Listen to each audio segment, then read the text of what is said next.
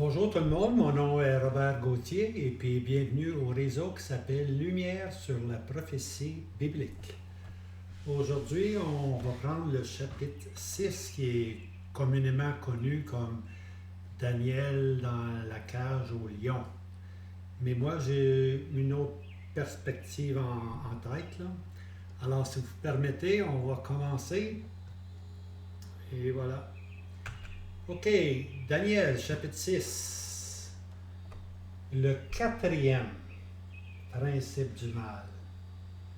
Vous savez, le temps des nations, c'est la statue de Daniel. Hein?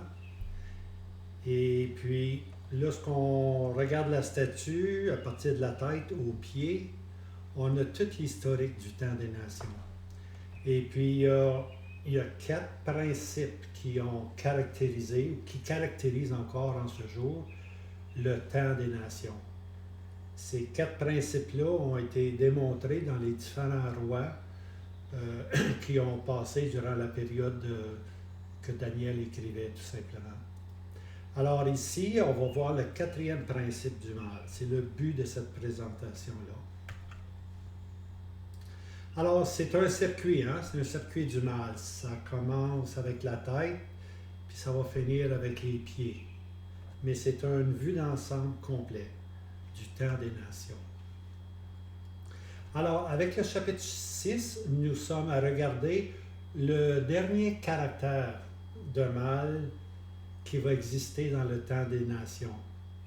OK? Alors, chapitre 6 nous donne là, ce dernier caractère-là, pour ainsi dire. C'est quoi ce mal-là? C'est l'homme se place à la place de Dieu. Hein? Daniel 6, verset 6. Alors, voici un court résumé du mal. On y va. Chapitre 3. Avec chapitre 3, on a l'introduction de l'idolâtrie comme un moyen d'union. La statue, on se rappelle la statue que Nebuchadnezzar a faite de son image à lui, qui a placée dans la plaine de Dura, et puis que tout le monde devait adorer cette statue-là. Hein? Dans le chapitre 4, c'est l'exaltation de l'homme lui-même. C'est Nebuchadnezzar. Hein? Nebuchadnezzar qui dit « Je suis, hein? Je suis, hein? Regardez tout ce que j'ai fait. » Alors, l'exaltation de l'homme lui-même. Chapitre 5, c'est l'impiété des nations. Un autre caractère, c'est l'impiété des nations. On voit ça dans le petit-fils de Nebuchadnezzar, Belshazzar, qui fait un gros festin, un grand festin, puis il emmène les vases qui appartenaient jadis dans le temple de l'Éternel, puis lui et ses concubines, puis ces grands de ce monde y boivent. C'est l'impiété. Hein? Le temps des nations va être aussi caractérisé par l'impiété. Il va être caractérisé par l'idolâtrie, il va être caractérisé par l'exaltation de l'homme lui-même, puis il va être aussi caractérisé par l'impiété. Maintenant, au chapitre 6, le chef des nations se fait Dieu. Darius, hein? Aucune prière ne devait être adressée à aucun Dieu, sauf à Darius lui-même. Alors, c'est l'homme qui se fait Dieu, hein? Le chef des nations qui se fait Dieu. Ceci est encore à venir. Ça va être le dernier trait qui va emmener le jugement sur le temps des nations. Alors, notre position. Durant tous ces cas-là, si on regarde le résidu juif, ils se sont soumis entièrement. Je parle du résidu. Le résidu pieux juif se soumet entièrement à la puissance de ces rois, car ils réalisent que leur pouvoir vient de Dieu. C'est un peu notre position, comme nous. Nous aussi, on doit réaliser que les puissances qui sont aujourd'hui sont de Dieu. On doit se soumettre.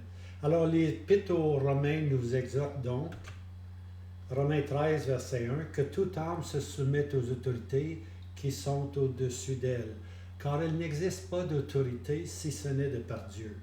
Et celles qui existent sont ordonnées de Dieu. Alors, c'est assez simple comme principe. On se soumet.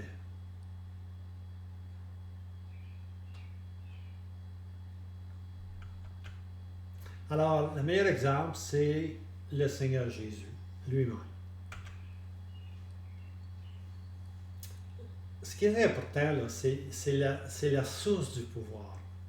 Hein? Non les agissements de ceux qui sont au pouvoir. On regarde aujourd'hui les différents chefs d'État, on regarde à leurs agissements, mais c'est pas ça qu'il faut comprendre. Il ne faut pas juger comme tel leur agissement. On n'est pas appelé à faire ça. On est appelé à reconnaître que leur pouvoir, leur source de pouvoir vient de Dieu. Une fois qu'on comprend ceci, on se soumet. Hein? On se soumet. Le Seigneur Jésus, dans Jean 19, verset 11, Jésus répondit, « Tu n'auras aucun pouvoir contre moi s'il ne t'était donné d'en haut. » Tu vois, la source du pouvoir de Pilate était d'en haut. Et puis le Seigneur Jésus s'est tout simplement incliné. Même si l'action était complètement injuste, il s'est incliné. Hein? C'est pourquoi celui qui m'a livré à toi a plus de péché. Hein? C'est une question de responsabilité aussi. C'est sûr que Judas a fait un plus grand péché que Pilate a fait. Mais le Seigneur Jésus reconnaît que Pilate détenait la source du pouvoir de son Dieu à lui. Et il s'est soumis. Maintenant, il y a une chose qu'on doit réaliser, c'est que Dieu ne perd jamais ses droits. Okay? Quelle que soit la condition du peuple, Dieu ne perd jamais ses droits. Et la foi qui est active proclame toujours les droits de Dieu. On va voir ça ici. C'est le cas de Daniel. Lorsqu'on va arriver dans Daniel 9, verset 19, Daniel va dire ton Dieu, ton peuple, ta ville. Puis Dieu va dire non, c'est pas mon peuple, c'est ton peuple à toi, Daniel. C'est ta ville, Daniel. Okay?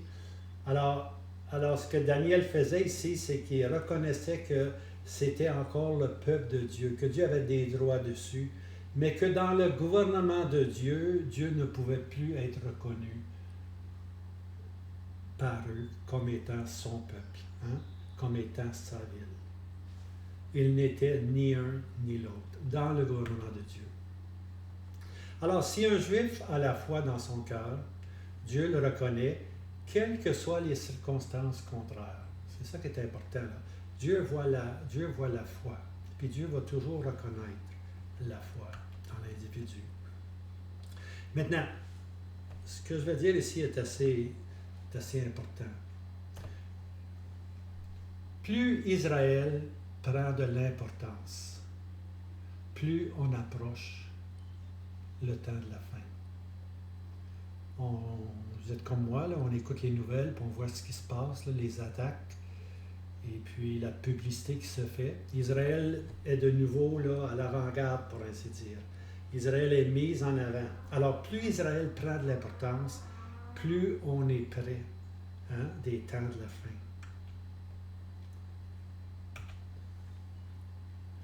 Maintenant, il est important pour le chrétien de comprendre les droits de Dieu et la position d'Israël sous le gouvernement de Dieu. Les droits de Dieu, c'est qu'Israël va toujours être son peuple. Hein? Dans les propos éternels, hein? Dans les conseils éternels de Dieu, à cause des patriarches, Israël va toujours être le peuple de Dieu. Mais dans son gouvernement juste et rétributeur, Dieu ne pouvait plus reconnaître Jérusalem. Dieu ne pouvait plus reconnaître son peuple. Hein? C'est pour ça que Dieu dit à Jérémie, ne m'en parle plus, ne me prie plus pour ce peuple. 3 fois, il lui dit, si 3 c'est pas assez, là, je ne sais pas ce qui manque. 3 fois dit, ne prie plus pour ce peuple apostat. Ça ne parle pas du peuple le vrai, ça ne parle pas des vrais croyants, il faut prier pour les vrais croyants. Mais pour le peuple apostat, on n'a pas rien à faire avec ça. C'est Dieu qui va s'en occuper. Hein? Et puis, le gouvernement de Dieu a mis de côté la nation d'Israël, l'eau a mis, pas mon peuple, l'eau rukama, pas de miséricorde, puis J'israël, je vais te parsemer par tous les rangs. C'est ça qui est arrivé à Israël. C'est pas différent aujourd'hui. En 1948, ils ont eu leur pays, pour ainsi dire, mais c'est un peuple apostat. C'est pas un retour vers Dieu. Ça, il faut comprendre ça, bien aimé. Ce n'est pas un retour vers Dieu. C'est un retour vers un pays. Okay? C'est un retour vers un pays. Mais ça n'a rien à faire avec Jéhovah comme tel. Sauf que Jéhovah se sert de ces circonstances-là, se sert de ce retour comme incrédule pour finalement continuer ses voies de restauration. Maintenant, le livre de Daniel, il nous enseigne le trajet du mal sous le temps des nations. C'est ça que j'ai donné les résumés des différents chapitres. Là. Alors, on voit les différentes formes de mal que le temps des nations prend. Ce livre nous enseigne aussi la séparation du monde que le résidu pieux doit avoir. Et puis Daniel, il est un représentant. On voit Daniel qui prie 3 fois le jour. On voit Daniel qui est mis avec les lions dans une cage. Alors, il représente justement les séparés du monde. Il prie à son Dieu, il s'en remet à Dieu, quelles que soient les autorités qu'ils sont. Puis Daniel est justement l'exemple de ce résidu pieux-là. Il prie, il accepte la cage au lion. Bien aimé.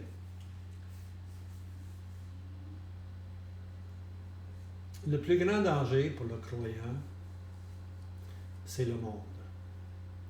Je ne veux pas commencer à décrire c'est quoi le monde, là, mais simplement dire ceci, que le monde s'attache à nos cœurs. Le monde, là, on traverse le monde, puis les saletés s'attachent à nos cœurs. Puis ils se présentent de tellement de façons que c'est difficile d'en faire un résumé. La corruption, 2 Pierre 1,4, la corruption qui est dans le monde par la convoitise. Il y a toutes sortes de convoitises. Convoitise des yeux, ça finit plus la convoitise qu'il peut y avoir. La convoitise de la gloire, la convoitise de bien paraître. Il y a tellement de corruption, puis le mal s'attache vraiment à nos cœurs, bien aimés. Il faut vraiment faire attention.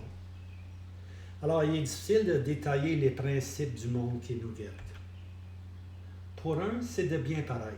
Une bonne job, une belle famille, c'est de bien paraître. Bien paraître dans le monde. C'est dangereux, ça aussi. Pour un autre, c'est le respect de soi. Je vais me faire respecter, je vais me faire reconnaître comme étant un homme de bien, un homme d'action, si tu veux. Pour un autre, c'est l'activité de se mêler de tout. On se mêle de tout ce qui se passe dans le monde. C'est un danger, ça s'attache à nos cœurs, ça. Bien aimés, nous avons un autre monde. Ce monde-là, c'est un monde qui a rejeté le Seigneur Jésus. Soyons clairs là-dessus. Si vous n'êtes pas clair là-dessus, le témoignage chrétien va en souffrir. C'est un monde qui a rejeté le Seigneur Jésus. Notre vie, par contre, notre vie est cachée en Christ. La vie que je vis, là, c'est pas le Robert Gauthier que tu vois tous les jours dans la rue en faisant ses achats. Ma vie, c'est une vie cachée. C'est Christ qui vit en moi. Puis ça, les gens ne le voient pas. Mais Dieu le voit. Notre vie est cachée en Christ. Nous vivons aussi pour un autre monde. Le monde à venir dont nous parlons. L'Épître aux Hébreux, chapitre 2, verset 5. Le monde à venir dont nous parlons. De quel monde est-ce qu'on parle? L'Épître aux Hébreux parlait du règne millénaire. Mais le monde dont le chrétien parle, c'est un monde différent. C'est être avec Christ. C'est être dans la maison du Père. C'est là notre monde. Notre monde n'est pas ici. On est forain, on est étranger. Nous traversons ce monde. Ce monde, c'est pas nous, ce monde-là. Et puis finalement, notre monde, comme je disais, est dans la maison du Père. Le lieu béni des affections éternelles. Alors, il y a beaucoup de mal qui entoure ce monde. Et puis Daniel, lui, se tournait vers Dieu. Daniel était fidèle à Dieu. Et puis, en terminant, je vous dis ceci, soyons de bons Daniel. Soyons de bons Daniel. Alors que le Seigneur vous garde, c'était le chapitre 6, et puis le prochain, ça va être le chapitre 7, très important. Celui-là aussi est écrit en hébreu. Pas, excusez-moi, il est écrit en syriaque, il n'est pas écrit en hébreu. Les autres chapitres, à partir du chapitre 8, vont être en hébreu. Parce que là, on va adresser la question d'Israël. Mais dans le chapitre 7, on va voir, on est encore dans le temps des nations. Puis on va se faire présenter avec une corne petite. Hein? Mais cette corne-là, bien aimé, c'est pas l'Antichrist. Il y a deux cornes. Hein? Chapitre 7 présente une corne. Chapitre 8 présente une autre corne. Ni une, ni l'autre ne sont l'Antichrist. Par contre, tout le monde dit c'est l'Antichrist-ci, c'est l'Antichrist-là. On voit l'Antichrist partout. Mais séparons droitement la parole de Dieu. La corne de chapitre 7 va nous présenter le prince romain à venir. La corne numéro 8 va nous présenter l'ennemi absolu d'Israël, le roi du Nord.